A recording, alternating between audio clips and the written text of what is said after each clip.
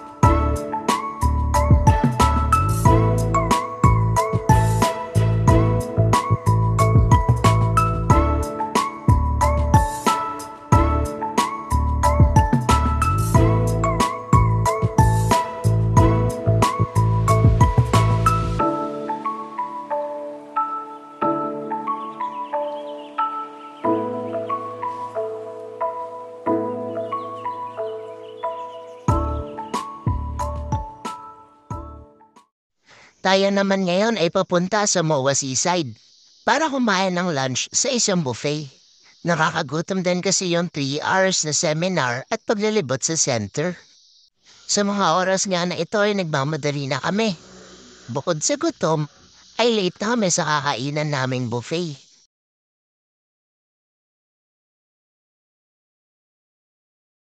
Mahaba ang pila pero sulit naman ang lasa. Kumuha nga pala ako ng mango on stick, sushi with toyomansi and wasabi, kare-kare, sisig tofu, menudo, lechon kawali and rice, pakwan, and syempre, mint calamansi juice. Habang naglilibot-libot nga pala kami, nakita ko yung favorite kong candy. Pasalubong sa akin ng mga kapatid ko pag galing sila sa work. Meron silang cute jars at nakapack with different flavors or kung gusto mo naman, meron din silang assorted. Ngayon naman ay papunta kami sa last itinerary. Ito nga pala yung Okada Hotel and Casino Manila.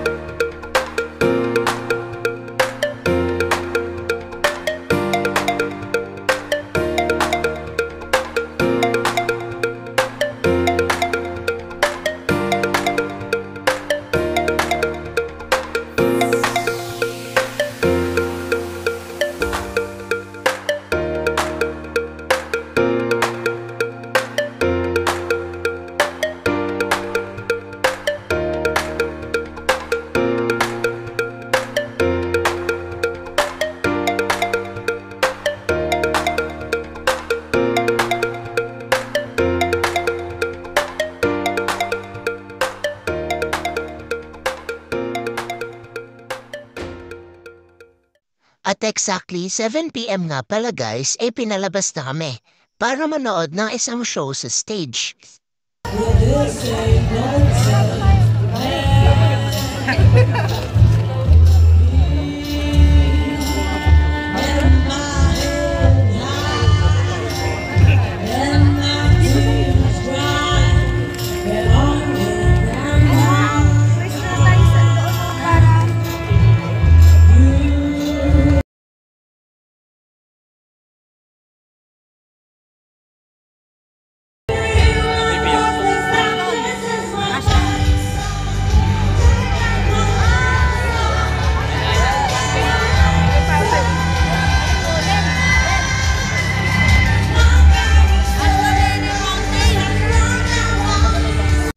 Mute ko na guys, baka makapiright pa tayo. Tapos na nga pala dito yung stage show, kaya minihintay na lang namin ay fountain show.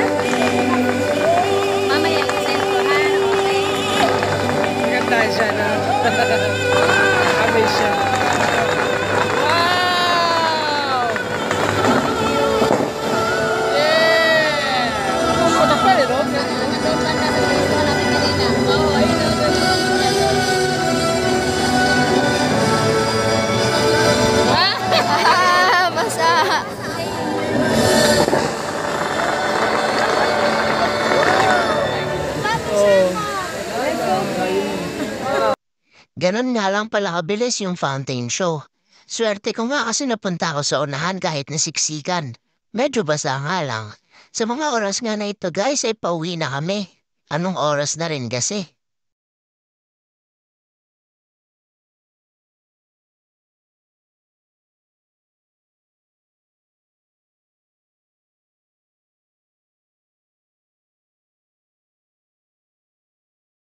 Mga 7:30 na nga pala to guys. Nagmamadali na kaming sumakay sa bus para makauwi. Sa pagmamadali ko nga ay muntik na akong sumakay sa bus 1. Bus number 2 nga pala yung bus namin.